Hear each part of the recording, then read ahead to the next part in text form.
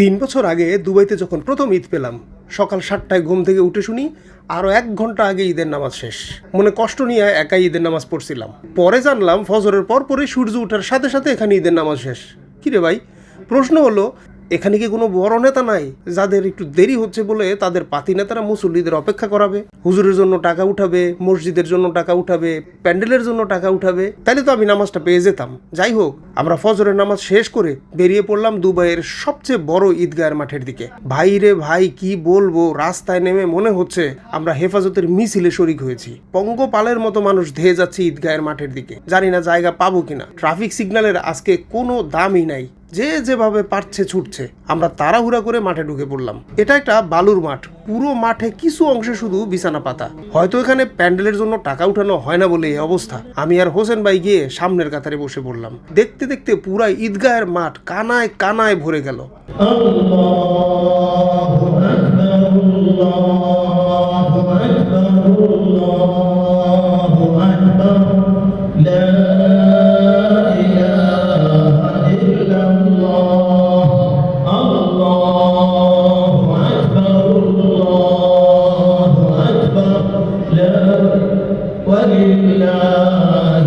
বুঝতে পারছি না ইমাম সাহেব এখান থেকে নামাজ পড়াবেন, কিন্তু কিছু লোক মাঠের সামনের অংশে নামাজ পড়ার জন্য বসে আছে। এতে কি নামাজ সহি হবে? কমেন্টে জানাবেন আপনারা।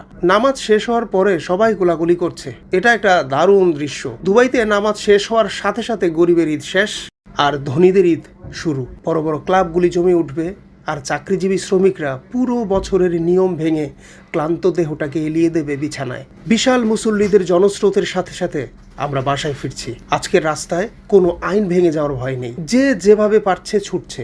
বাসায় ফিরে একটা লম্বা ঘুম। কখন রাত হয়ে গেল বুঝতেই পারলাম না। বেলকনিতে দাঁড়িয়ে পরিবারের কথা ভাবছি আর পরিবারের সাথে কাটানো ঈদের সময়গুলি রোমন্থন করছি।